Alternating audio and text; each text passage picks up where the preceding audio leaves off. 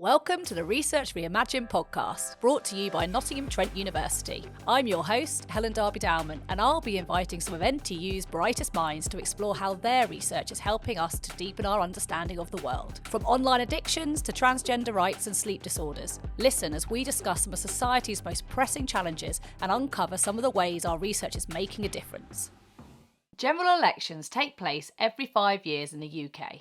On election day, registered voters in each constituency vote for their preferred candidate to become their local MP, either by showing up to the polling station or posting their votes in advance. After the votes have been counted, the King asks the leader of the party with the most MPs to become the new Prime Minister and to form a government. But who decides when the elections take place, and what tactics do candidates use to try and win our votes? To help answer some of these questions today, I'm joined by two researchers from the School of Social Sciences here at Nottingham Trent University, Tom Caygill, Senior Lecturer in Politics, and Matthew Mokhefi-Ashton, Principal Lecturer in Politics and International Relations. Tom, Matt, thanks so much for joining us today. Thank you for inviting us. Thank you for having us. So Tom, can you start off by telling us about how a general election actually works? Of course. So the very first kind of question we come to here is, well, who calls it, when will it be? And well, that power resides in the hands of the Prime Minister. Parliaments can last no longer than 5 years, but the Prime Minister has the power via the royal prerogative to call an election as and when they see fit. I guess the next question then is, well, okay, so how does this election ultimately operate? Well, of course, there is a national campaign, but Parliament is made up of 650 members. So there are 650 individual constituencies, and as a result, 650 localised elections taking place at once under a kind of wider umbrella of a national campaign. So we have a system that we call first past the post, and it's one we utilise across the entirety of the UK for Westminster elections. And the basis really is that in each of those individual constituencies, the person with the most votes wins. So you can get into a situation where you've got kind of a marginal seat where it could be a three-way marginal, so there's three different parties contesting it with a chance of winning. So actually sometimes, if we're looking at kind of the total share of votes in that seat, someone can be elected with, say, 35% of the votes, despite, 65% of the population in that seat having voted for somebody else. It doesn't matter. It's whoever wins the most votes in that seat, regardless of how many candidates there are. If they win the most votes, they win. So how do parties typically try and persuade people to vote for them? And what are we likely to see? So there's a range of different ways that they try to talk to the public. There's the old-fashioned way of going around to the doorstep, knocking on doors, putting leaflets through, trying to have one-to-one conversations with people. And that often can be quite effective, that face-to-face kind of quality. The trouble is, it is very, very resource-intensive. You need a lot of people on the ground, and a lot of that depends on how well the party is doing. If the party is ahead in the polls, then generally volunteers are saying, yep, we're up for this, we want to win. If the party is very far behind in the polls, then it's very hard to get people enthusiastic about going out, in the wind and the rain, trying to have conversations with people who don't want to talk to them. There's also going to be billboards all over the place, party political broadcasts, which quite often people don't watch because they're on quite late at night and can sometimes be a little bit dull. There's also going to be, I think, social media is going to play a huge role. The advantage that social media has over, traditional advertising is that relatively it is quite cheap. You can put out hundreds of tweet adverts or on TikTok or YouTube relatively cheaply compared to other forms of advertising. But also, really importantly, you can personalise it. You've got no control over who may see a billboard or who doesn't. But with social media, you can say, okay, we only want this to appear on the Facebook pages of men under the age of 25 or people living in a certain geographical area. And that's going to be really important this time round because there's a lot of new young people who are going to be voting for the first time. Traditionally, political parties have found it quite difficult to reach out to young people, or young people aren't that keen on voting. So I think both parties are going to put a lot of money, time and effort into social media, trying to find issues that young people care about that they can reach out to them on. One of the other things we'll see in addition to that, and is television debates. A relatively new feature of British democracy. We've only really seen them taking place since 2010. I wouldn't say they're a fixed part of election campaigns, because every year they've kind of evolved and changed shape depending on what the Prime Minister and Leader of Opposition want to do. So they're not the same as the kind of TV debates that we will see every presidential election in the US. They're not quite that entrenched here. But the things that we're kind of starting to hear from the political parties are that the Conservatives want to go for as many as they can possibly get. They're behind in the polls, and they haven't got, there's not much to lose at this point. So they want to kind of get Rishi Sunak out there as much as they possibly can, to kind of show kind of competent kind of Prime Minister, competent leader, has a track record of being in office for over a year now as well. Whereas Labour, they're ahead in the polls.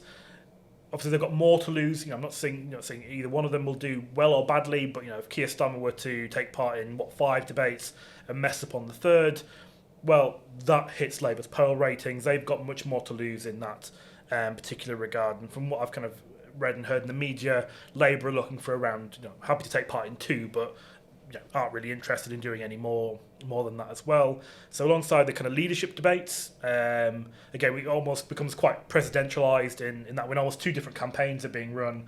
The kind of localised campaigns, knocking on doors that Matt mentioned, 650 localised campaigns versus a national campaign, which obviously then becomes very leadership focused as well. And we saw that in 2019, Boris Johnson kind of, asking people in the street, how are you voting in 2019? Oh, I'm voting for Boris Johnson. Unless you're voting in his constituency, technically you weren't. But it kind of just goes to show you that, again, it has become a little bit more kind of leadership-centred, prime ministerial, presidentialised in that kind of way. And we might also see some debates on policy areas. So it has become a little bit more popular now for kind of the Chancellor, Shadow Chancellor, to kind of tee off against each other in terms of the economy. We might see something on the issues of immigration, given how important it's been kind of centrally, not just for the government, but for the public, have rated it in their top 5 political issues that they're interested in. As once again, we'll have those kind of wider national campaigns taking place ultimately as well. So with the debate, you mentioned that obviously Conservatives are keen to have lots, but Labour don't want them. Who actually gets to decide that? I mean, this is interesting because actually in the US there is a commission on presidential debates that negotiates between the 2 parties. In Britain, we haven't got that. It's literally a negotiation between television producers and the party leaders. So it could be a case of Keir Starmer, it's true that Labour want 2, saying, right, okay, Sky News, BBC, right, yep, we'll have one on each of you. And then it's really up to other channels, if they want to have debates too, to kind of call Labour's bluff and say, right, we're holding a debate. We'll empty chair you. So almost it becomes almost, well, it does become a debate and discussion, and they may square off against each other. I mean, I can see the likelihood of some news channels being more willing to kind of push the boat on that than others. Public broadcasters maybe less likely to know platform a leader, potentially if that person could potentially become Prime Minister in a few weeks' time. Other news channels, which are more commercial, might have less reticence, not be scared to try and kind of push the boat out on that one and say, right, yeah, we will literally empty-chair you in this debate. We'll invite all of the party leaders, but your chair will be left vacant. So that is a potential as well. But yeah, there's no otherwise. There's no mediating force in this apart from party leaders, their campaign advisors, and the television producers themselves. Matt, when did the last general election take place? And tell us a little bit about what's happened since then. So the last election took place 5 years ago in 2019. And I think it's fair to say that this has been one of the most eventful parliaments, certainly in my lifetime. You've got the Brexit negotiations that were finalised under Boris Johnson. You then had the terrible COVID pandemic that impacted the entire country, the entire planet, for the best part of 2 years. You saw Boris Johnson leaving due to Partygate and various scandals. We then saw a new Prime Minister, Liz Truss, and her budget, and being forced out of power after only 44 days. And then Rishi Sunak. And while this was going on, also the invasion of Ukraine, various events in the Middle East and elsewhere. So it's been a very, very disruptive 5-year period with the impact on energy prices and the economy and so forth. Yeah, and I think it's quite incredible how the landscape has changed in the last 5 years. Because Boris Johnson came into office in 2019, or came into office in 2019, with an 80-seat majority. He was 10 seats. In that election, 10 other seats had changed hands. That we would have been talking about a landslide, victory of 100 seat majority. And if you'd asked me in 2019, I think I did say to my students in 2019 that the likelihood would be the Conservative Party's in office for another 2 terms of office, because it's incredibly difficult to overturn an 80-seat majority in one go. The fact that we're talking about, given on current polling, Labour landslide majorities of over 100 seats, these will be some of the biggest swings we've seen in modern history towards Labour and against a governing party. And again, nobody foresaw the almost self-implosion of Boris Johnson around Partygate occurring, and I think that's where Boris Johnson is where the tide turned. And right up until around 2021, 2022, the Conservative Party were in the lead, polling wise, a good 9-10 points ahead of Labour. Now we're in a position where they're behind by an average 20 points. That's it's been incredibly stable over the course of the last 12 months. Like nothing has shifted. Not the King's Speech, party conference, budgets, autumn statements. Nothing has moved the dial. Again, I would not have expected that at all 5 years ago. I think the other big transformation too is, and I think it reflects at least some of the chaos of the last 5 years, is actually that 80-seat majority, which incredibly healthy majority, again on the tip of being a landslide, has now been cut to around 43 seats, which again is a result of the sleaze and scandals that Matt mentioned as well. And in some ways, actually, the 2019 Parliament might not be remembered quite so fondly in historical terms, based on some of the chaos that Matt mentioned and the sleaze around it too. Despite getting Brexit done, and that being a key mantra is what the 2019 election was all about, a big achievement for Boris Johnson. Just unfortunately, the rest of the final 3 years of office have been undermined by Partygate, the downfall of Liz Truss, sleaze and scandal, which now has dogged Rishi Sunak's government. As well, even on weeks where it's like the government is back on message, doing a really good job, the economy's improving, something new comes out of the woodwork. It's like we're back to square one again of having to defend sleaze and scandal. And a big part of this is the role of the media. Once the media feel there's a particular momentum or a particular narrative, it's very hard to break out of that. Once the media decide we want to talk about the negative stuff, it's very hard to get them to change their minds after a certain point.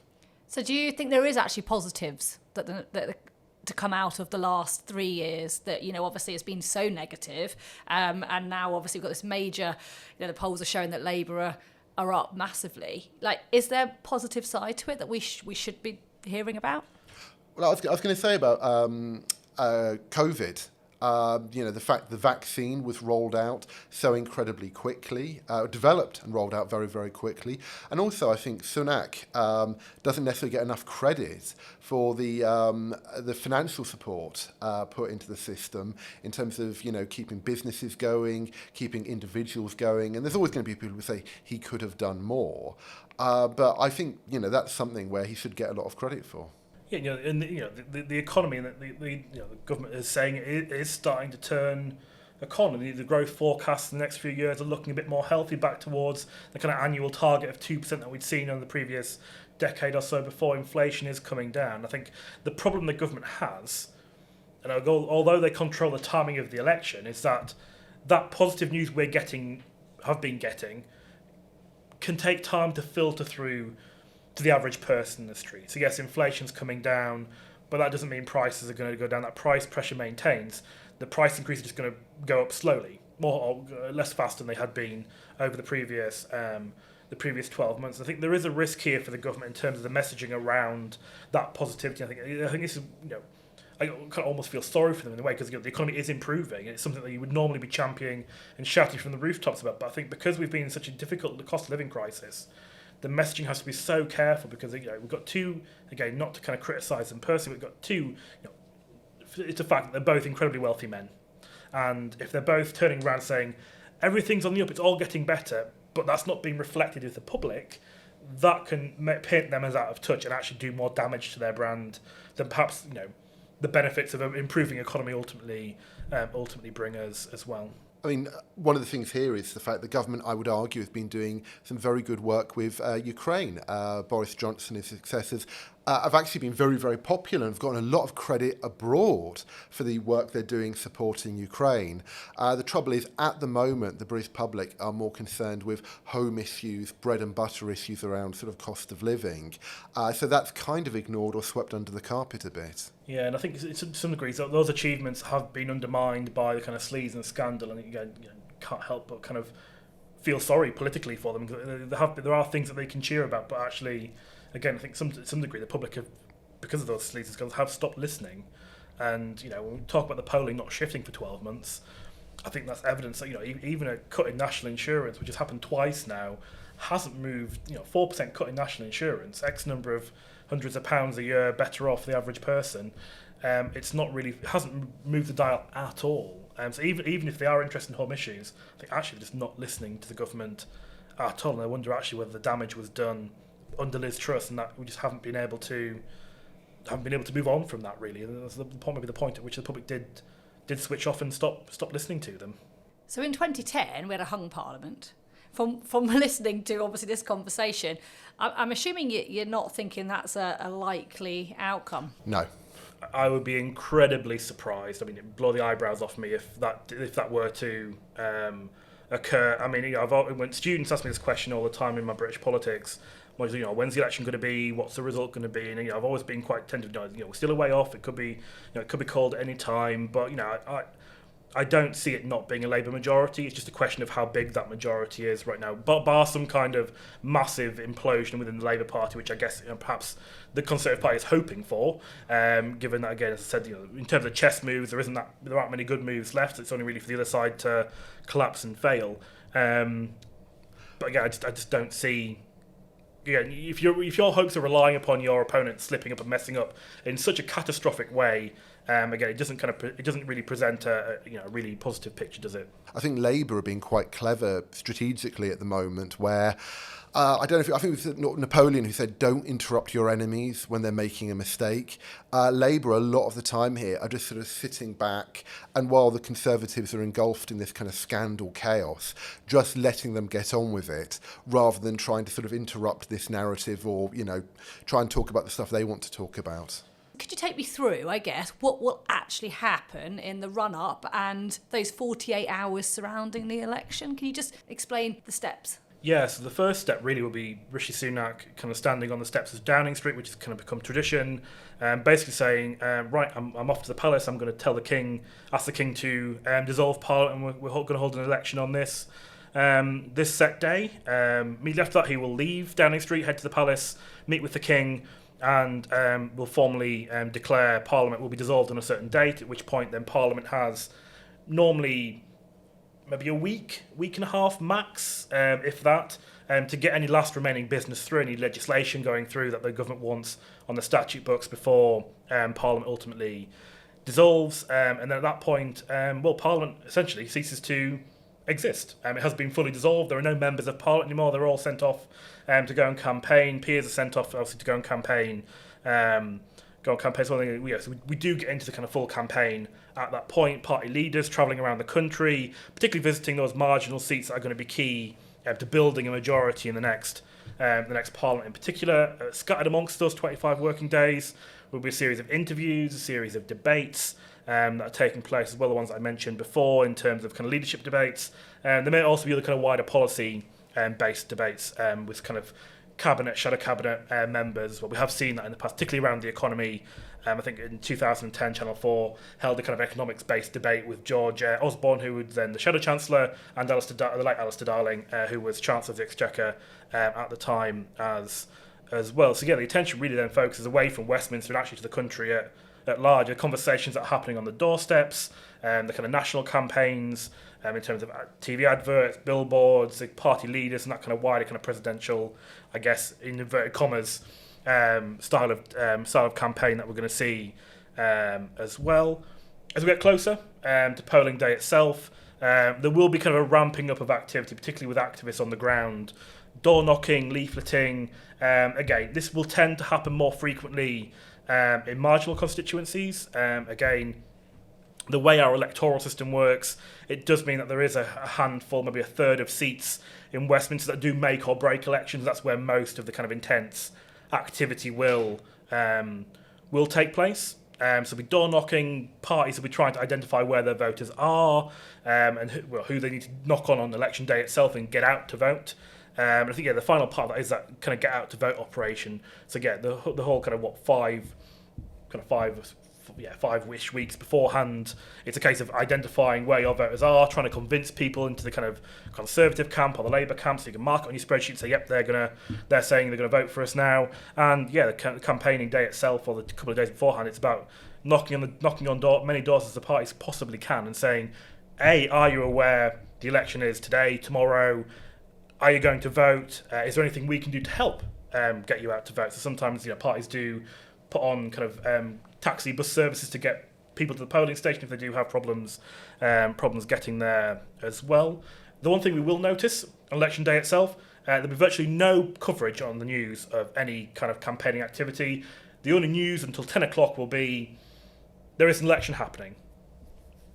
That will be it. They don't talk about there is very strict rules around TV broadcasting in which we do not talk about kind of party campaign pledges, issues on polling day itself. That is a day of choosing for the public, and the public are left to make those decisions for themselves. What we will see at 10 o'clock as soon as polls close is an exit poll.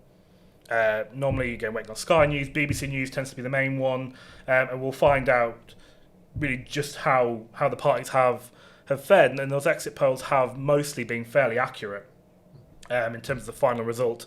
So it's live data, is it, that's coming into that poll that then basically shifts it and it's going against predictions? Exactly, yeah. So if you watch election night coverage on the BBC, on Sky News, the presenter will regularly cut away to the kind of data analysis during the course of the night. The likes of John Curtis, who we've mentioned before, often leads the BBC coverage. I suspect he will be for this election. So he'll be talking about the results that have come in, how that fares up against the prediction in the exit poll, and then that poll will be adjusted to identify, okay, it's 1 o'clock in the morning, this is where we think things stand right now based on the results that we've had. Because obviously people can vote via the post, or they can actually go into the polling stations. How do they kind of deal with that, if you could just talk about the practical level of dealing with those votes coming in? Because obviously it stops at 10 o'clock and then it's that rush, isn't there? We always hear about we're the first area to announce, where is the first? Sunderland. It's always Sunderland. Always Sunderland. They rehearse this manically to make sure that they are the first. And this happened, I remember during the Brexit referendum, that was the very first result to come in, and it showed the way things were heading right from the off. 2 hours maybe after polling had closed, we kind of knew, okay, the Remain campaign is in trouble already, and we've only had one kind of area of the UK ultimately identified. I mean, that is not necessarily the case when it comes to general elections. Of course, we would expect Sunderland to stay Labour. It tends to be, I say safe seat. I think it's one parts of the red wall that didn't quite fall to Boris Johnson in 2019, but didn't come far off falling. But it will be an early measure of, okay, just how big of a swing have Labour got here? Even the seat that Labour hold, how big of a swing in those kind of seats have they already started to amount? And that will obviously then have an impact in terms of, okay, what might the marginal seats look like on that basis ultimately as well. But in terms of the kind of postal votes, I mean, there is a deadline at which you've got to hand them in. If you miss that deadline of getting it in the post, you can drop it off at a polling station. Basically, as soon as 10 o'clock hits, they will start counting those postal ballots, even before the main boxes have come in, because the council already have hold of them. They're just ready to be opened and start counting. So they're often the very first votes to be counted before the actual ballot boxes themselves arrive from polling stations around the constituency, around the wider council area as well. And I was going to say, one of the big things happening during the month of the election campaign that's going to be massive this time around, I think, is Labour going out downplaying their chances of victory, because the biggest problem sometimes, if you're really ahead in the polls, is supporters thinking, well, Labour are going to win by a massive majority, I don't need to vote. So if on the day it's tipping it down with rain or really cold or just looks generally unpleasant, there's a real risk of people staying home. So Labour will be out there saying, oh no, the polls are wrong, it's a lot closer than it looks, it could go either way. And they'll be really pushing that narrative as strongly as possible. And also the thing that Tom was saying about making sure that people are registered to vote and eligible to vote and have the right paperwork, because that's a big concern this time round. So obviously exit polls, Then we'll have the actual counting of the votes, announcements. So then tell us a little bit about what will happen. So post-election, how will the government move forward? What will we see? So, I mean, we'll normally get an announcement fairly up in the early hours of the morning. We'll have an idea of who has won. The scale of victory will probably be in sight, but again, we'll probably wait until the Friday afternoon, evening, until the final polling stations have counted. Some decide not to count until the Friday morning, but most do count on the Thursday evening, given the importance of national elections. So we will see a winner declared, and they may well declare it themselves quite early on, or even perhaps a loser might come out quite early on and say, yeah, look, it's going to be a very bad night. They might declare the election kind of lost quite early on, depending on the scale of the victory or defeat, depending on which argument you're looking at. Then the focus then turns to, we have a new government coming into office, potentially. So if it's a Conservative Party, well, Rishi Sunak will stay on in Downing Street, so there'll be kind of, I guess, less kind of pomp and fanfare around it, because, well, he'll already be return back from Conservative headquarters back to Downing Street, so maybe a little victory party on the kind of Downing Street itself with activists, but it'll be nothing compared to what we see when there is a change of government, because, of course, you've got brand new activists coming who are very hyped. They've been in opposition for a number of years, and the kind of fanfare around it tends to be quite much larger. So again, if Labour do win, you'll see Keir Starmer walking down Downing Street towards number 10. People shouting, cheering, flags waving, a whole hullabaloo kind of being made of the process. We'll then likely at some point on Friday start to hear who. At least the big beasts will be in cabinet, so the kind of big cabinet positions, particularly the big four. So around, who's going to take the role of Chancellor, Foreign Secretary, Home Secretary, Defence, Justice, etc. And then we'll start to see the kind of more junior members of the cabinet, ministerial ranks fulfilled over the course of probably the weekend into Monday, just to get the new government in position. At some point during the course of the dissolution announcement at the start of the election, there will be a royal proclamation stating when the new parliament will be called. So that date will be more or less fixed in writing. We do see it on I think I was in Edinburgh for when one of the calls was made last time. We hear the royal heralds kind of fanfare shouting the king commands that parliament meet on such and such a date. So that'll be in the diary. It's already preset. So immediately once we get a cabinet in position, minister in position, we'll see the election of a speaker. So it could be re-election of Lindsay Hoyle, or if he decides to stand down or is contested, and we'll see that take place. Very first thing the monarch asks Parliament to do, or the Commons to do, is to elect a speaker. Once speaker's in place, then we'll see the swearing in, parliamentary oaths being delivered. And again, that can take a little bit of time, because again you've got 600 MPs going through the process, 650 MPs rather going through the process, and they all re-swear upon re-election.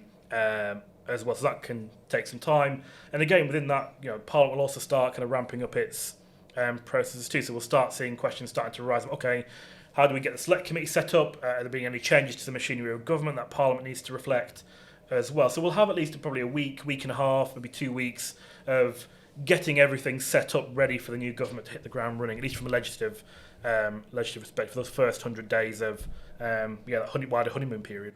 So those first 100 days then, as a nation, we should expect to see quite meaningful change for the things that we're voting for? Well, meaningful announcements, hopefully. I think that one of the big problems with politics from the point of view of the public, and MPs do have some responsibility for this, is a lot of the things around this country that need changing or fixing, they are big long-term projects like health or transport that take 5, 10, 15 years. I mean, look at HS2, for instance. So the government will be making all of these announcements about the direction of policy, how they intend to spend money. But I think there's also this kind of recognition that they need to temper expectations, that waiting lists are not immediately going to come down, that the trains aren't going to suddenly all run on time, the rivers aren't going to be cleared up immediately. So certainly they'll be making all these big announcements that we're going to do this. But a little bit like we were talking about Boris Johnson and Brexit in 2019, really trying to make sure that they're not overselling themselves, that, we're going to fix this and it's all going to happen immediately, because the public will react badly if it then doesn't. Thank you both so much for shedding a lot of light onto what is going to happen around the general election, because it's not always an easy thing to understand. But thank you so much for your time today. Thank you very much. Thank you very much. You've been listening to the Research Reimagined podcast by Nottingham Trent University. For all of the latest news from the research community at NTU, follow us on Twitter at NTU_research, or sign up to our research newsletter by visiting ntu.ac.uk/research.